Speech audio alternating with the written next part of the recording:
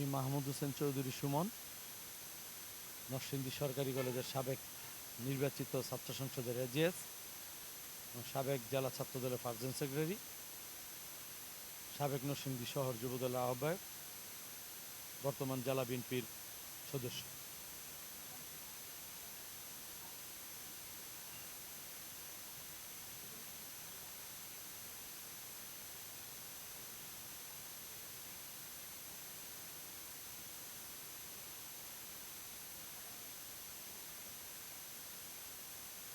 এ ব্যাপারে আমি এক কথায় বলতে গেলে আমার ব্যাপারে যেই চাঁদাবাজি এবং স্টেশনের কর্মচারীদের মারধরকে নিয়ে যেই এই রিপোর্টটা হয়েছে, এই রিপোর্টটা সম্পূর্ণই ভিত্তিহীন, মিথ্যা, বানোয়াট।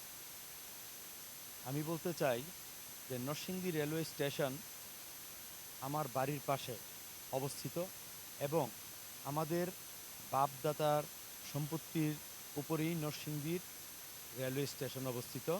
আমাদের চৌধুরী বাড়ির অনেক সম্পত্তি রেলওয়ে অ্যাকোয়ার করে নিয়ে গেছে। আমাদের বাড়িটাও রেলওয়ে স্টেশনের ঠিক 50 গজের মধ্যেই। আমার বাড়ির থেকে বের হলে রেলওয়ে স্টেশন ছাড়া আমাদের যাওয়ার আর জায়গা নাই।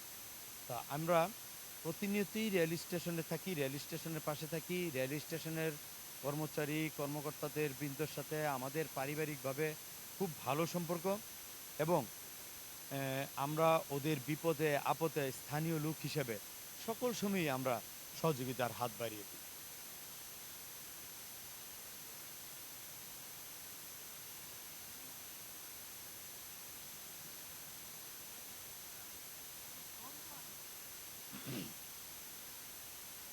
Narsingdi railway station master Abu Taher Mohammad Musa, উনি আমার বড় ভাইয়ের বাল্য বন্ধু। উনি আমাদের পাশের গ্রামেই বসবাস করেন, স্থানীয় বাড়ি। ওনার সাথে আমার অত্যন্ত ভালো বড় ভাই ছোট ভাই একটি শ্রদ্ধার একটি সম্পর্ক ছিল, এখনও আছে, আমি মনে করি আছে।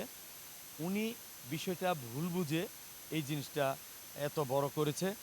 আর উনি দীর্ঘদিন নরসিংদী রেলওয়ে স্টেশনে অবস্থান করতেছে, এই পদেই আছেন।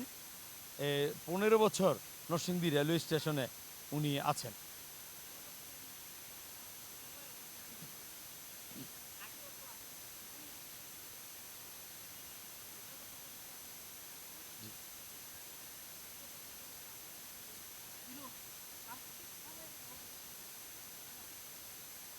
আপনারা ইতিমধ্যে অবগত আছেন যে দীর্ঘ 15টি বছর আমরা মামলা হামলায় জর্জরিত হয়েছি।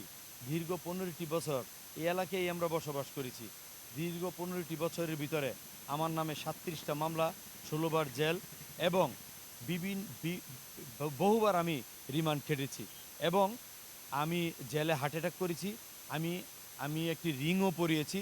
আমার পায়ে ডান্ডা বেরি দিয়ে আমাকে চিকিৎসাও নিতে হয়েছে।